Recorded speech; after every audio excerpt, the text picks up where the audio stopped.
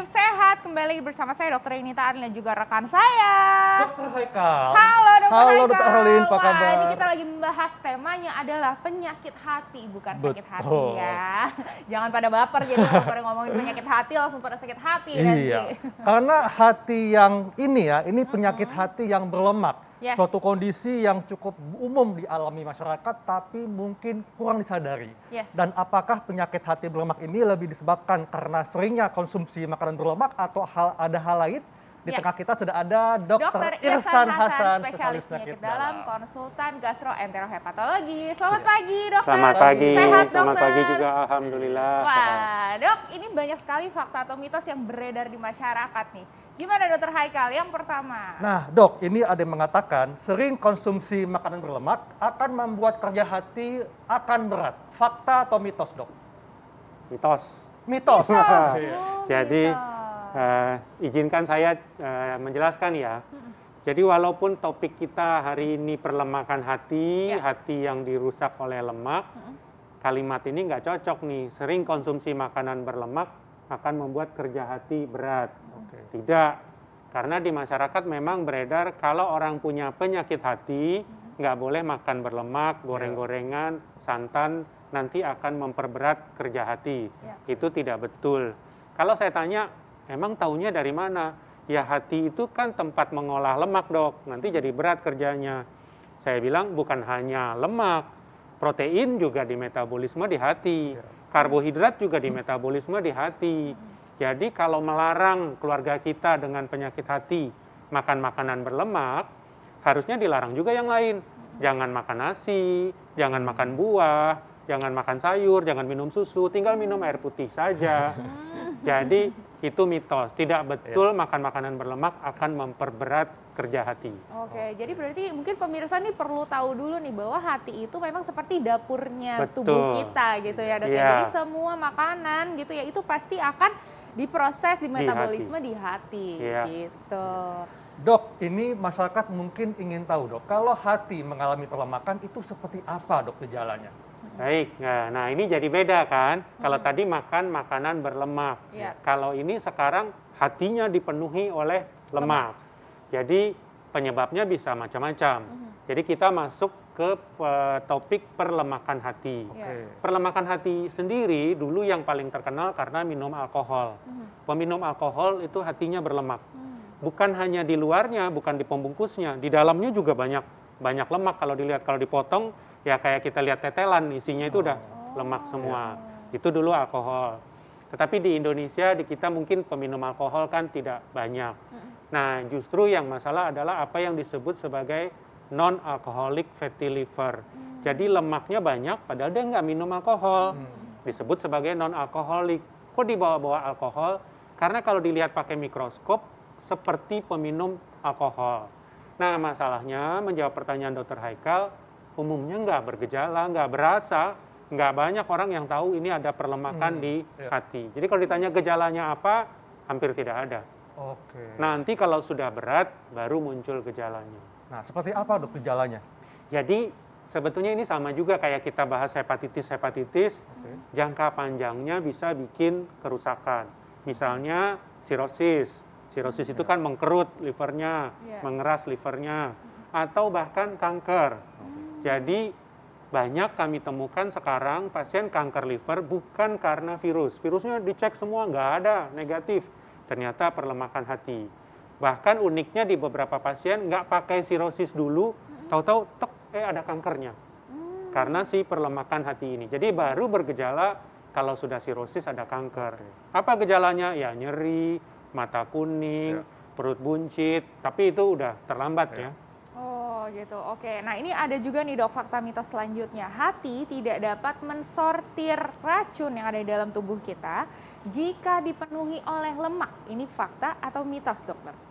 Maaf, saya jawab lagi mitos. Mitos. Jadi masih bisa dok? Kalau cuma lemak saja di hati, dia bisa mensortir racun. Karena hati itu sebetulnya ketinggalan cuma 30%, ibaratnya yang lain lemak semua, cuma 30% yang sehat itu masih bisa bekerja dengan cukup baik. Tetapi kalau dia sudah jadi sirosis, udah jadi kanker, nah baru dia kehilangan kemampuan mensortir racun. Jadi perlemakan saja masih tidak apa-apa, masih bekerja dengan baik. Tapi kalau udah berlanjut, baru memang kemampuan mensortir racunnya hilang. Oke. Dok, tadi dikatakan bahwa penyebabnya tidak hanya disebabkan karena alkohol. Iya. Nah, pola hidup seperti apa, Dok, yang membuat orang rentan mengalami perlemakan hati? Mungkin dari pola makanannya, Dok? Apalagi nih pola makan kalau bisa kita lihat di sini nih, Dok, di depan kita ya kan. Ini ada contoh-contoh makanan yang enak. Gimana, Dok? Alhamdulillah, saya berdiri di dekat makanan enak. Tapi justru diminta menceritakan efeknya terhadap perlemakan hati, sehingga nafsu makan saya jadi turun. Aduh. Nah, jadi perlemakan hati ini dianggap penyakit masa depan, terutama di negara-negara berkembang, misalnya Indonesia. Kenapa? Karena pola makan kita berubah, pola hidup kita berubah. Jadi terkait pola makan tadi, makanan tinggi karbohidrat, tinggi lemak akan membuat semua itu berkumpul ke hati sehingga membuat perlemakan hati. Jadi kenapa orang bisa mengalami perlemakan hati? Karena kalori yang masuk berlebihan ditumpuk di hati dalam bentuk lemak. Jadi sebetulnya seiring gitu. Kalau perut buncit, ya lemak di hatinya juga banyak. Sehingga dikatakan sekitar 60-70% orang perlemakan hati itu biasanya obesitas. Jadi kalau di Indonesia obesitasnya naik, perlemakan hatinya pasti dijamin akan ikut naik juga. Nah, makanan seperti apa? Ya ini sih kalau dilihat semua nih teman-temannya perlemakan hati. Kalau kita lihat di sini ada coklat, ada burger, ada ayam goreng. Ya, Dok, ya. Nah, yang ini masalahnya. Tadinya saya pikir air putih sama kopi. Menurut saya air putih sama kopi bagus buat perlemakan hati, karena kopi justru melindungi hati. Tetapi rupanya saya diinformasikan setelah lihat gelembung-gelembung ini soda ya. Soda dong ternyata. Yang masalah bukan sodanya, tapi kalorinya yang tinggi. Gulanya yang tinggi, betul. Inilah yang membuat perlemakan di hati. Jadi prinsipnya berarti kan tadi dokter bilang ada yang alkoholik, ada yang non-alkoholik. Nah, yang non-alkoholik itu disebabkan oleh gaya hidup kita nih ya, gitu. Jadi sebenarnya gaya hidup kita itu bisa kita atur. Jangan makanan makan tinggi kalori, tinggi lemak, tinggi gula. Nah, ternyata itu bisa memberikan progres yang cukup signifikan ya, Dok, ya, terhadap perlemakan hati. Betul sekali. Dok, ini terkait juga tadi dikatakan bahwa perlemakan hati nantinya akan bisa meningkatkan risiko terjadinya hepatitis atau peradangan hati. Nah, nanti kita akan jelaskan lebih lanjut, Dok, mengenai hubungan ini, dan kita akan kembali sesaat lagi tetap di Hidup Sehat.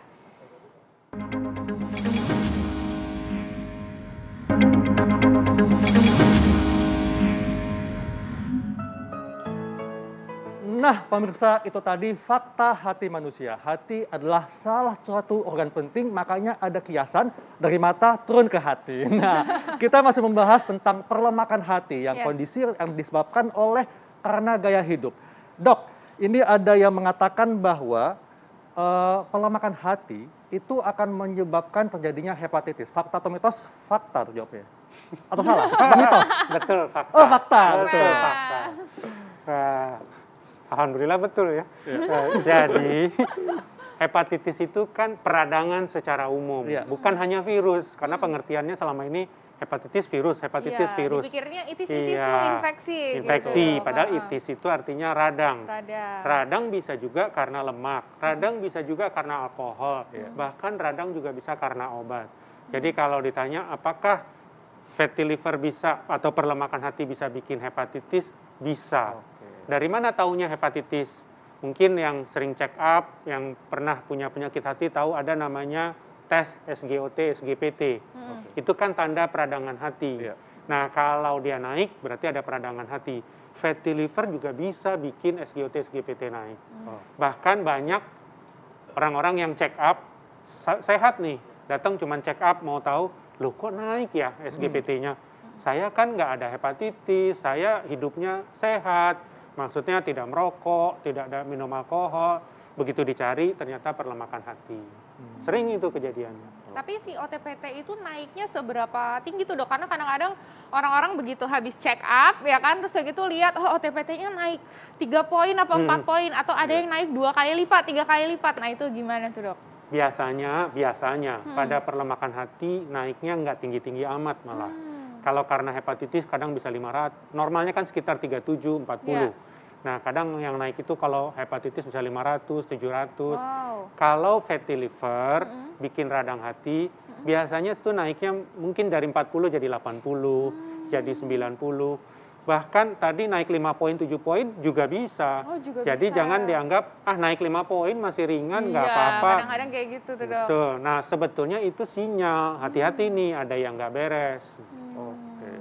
Jadi memang kondisi pelemakan hati ini kondisi yang dapat dikatakan tidak boleh diabaikan begitu saja, Dok, ya? Betul sekali. Dan ini ada yang mengatakan, Dok, kalau hati sudah tertimbun oleh lemak, tidak dapat disembuhkan. Fakta atau mitos?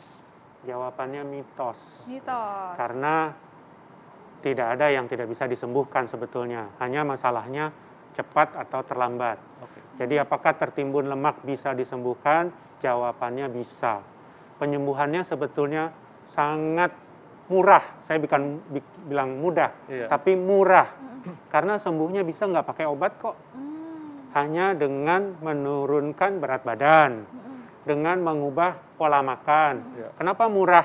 Yang tadinya makannya mahal-mahal banyak lemak, tinggal makannya buah doang. Murah dong jadinya. Tapi belum tentu mudah. Kalau kita memang senang sekali makanan berlemak, senang sekali coklat atau soda, susah itu menghilangkan atau mengurangi porsi itu. Tapi jawaban singkatnya bisa. Dan tindakan itu sebetulnya saat ini dilakukan dengan mengubah pola makan, olahraga, menurunkan berat badan. Sampai hari ini belum ada obat tokcer, obat mujarab yang sekali minum bikin perlemakan hatinya hilang.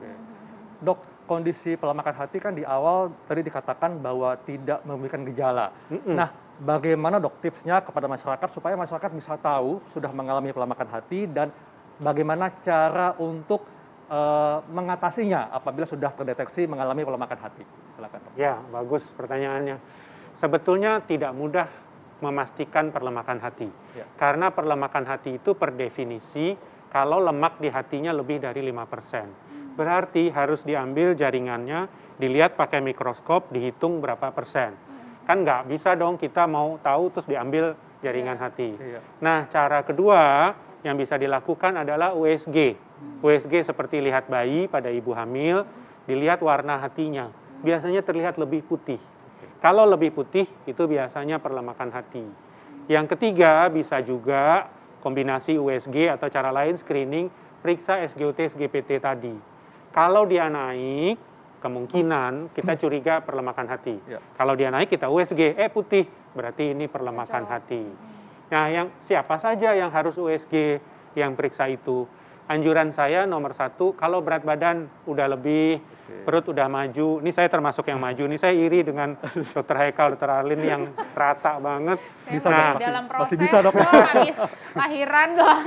Nah, saya nih kelihatannya harus USG, lihat ada lemak nggak di hati saya. Yang juga harus periksa misalnya kalau kolesterolnya tinggi, trigliseridnya tinggi. Karena itu kan metabolismenya di hati. Cari juga ada perlemakan hati atau Kalau tidak. untuk penyandang diabetes, Dok? Betul. Dari penelitian kami di RSCM didapatkan sekitar 40% pasien diabetes yang datang ke RSCM itu ada perlemakan hatinya. Dari 40% yang ada perlemakan hatinya, sekitar setengahnya ternyata sudah mengalami pengerasan yang cukup berat. Jadi jangan diabaikan. Betul sekali untuk diabetes, sebaiknya USG deh. Ada nggak perlemakan hati? Betul. Oh gitu, Dok. Dok, tapi sedikit ya, Dok, ya. Tadi kan dibilangnya kalau misalnya ada orang obesitas, kemungkinan besar ada perlemakan hati. Nah, kalau misalnya yang slim-slim gitu ya, Dok, ya. Apakah udah pasti nggak ada perlemakan hati atau jangan salah, kadang-kadang yang kurus-kurus itu juga makannya juga sama-sama juga kayak begini. Tinggi juga, Dok, kolesterolnya yang kurus kan? Betul, ya. Gimana tuh, Dok? Ini sebetulnya sedang jadi perdebatan, sedang diteliti. Karena ditemukan sekitar 20-an% perlemakan hati itu tidak obes, tidak overweight, malah slim. Itu yang istilah kita namanya lean, LEAN, NASH. Perlemakan hati tapi badannya slim. Nah, para ahli sedang meneliti kenapa kok mereka bisa perlemakan hati juga. Salah satu faktor setelah dilihat, tetap walaupun dia kalah dari yang gemuk, tetap ternyata kolesterol, trigliserid, faktor-faktor sindrom metaboliknya sedikit lebih tinggi daripada orang normal. Jadi diduga perannya bukan karena gemuknya, tapi karena ada genetik yang membuat kolesterol trigliseridnya tinggi. Waduh, berarti Jadi faktor genetik biasanya. faktor genetik. Jadi Betul. tapi bukan berarti kalau misalnya kita badannya nggak gendut-gendut Iya. amat atau misalnya oh kita udah kurus gitu ya, kita bisa lagi makan kayak gini, nggak bisa kayak gitu juga ya. Betul. Jadi Tetap penting- harus konsisten Betul. pola hidup sehat. Setuju banget. Baik dok, terima kasih untuk Terima penjelasannya. kasih. Terima kasih Terima kasih banyak juga. Dokter Irsan, Nah, sangat bermanfaat Dokter Alin, sekali. Yes. nanti akan ada nih informasi tentang kaitan antara madu dan vitamin C dalam menjaga imunitas tubuh kita. Yes, betul sekali. Apalagi sekarang nih ya, tiba-tiba hujan, tiba-tiba angin, tiba-tiba Betul. panas, Kayak tiba-tiba hati ya. gerimis. Kayak hati ya, galau gitu Galau. ya cuacanya. Oke, sesaat lagi kita akan kembali dengan informasi, tetapi hidup sehat.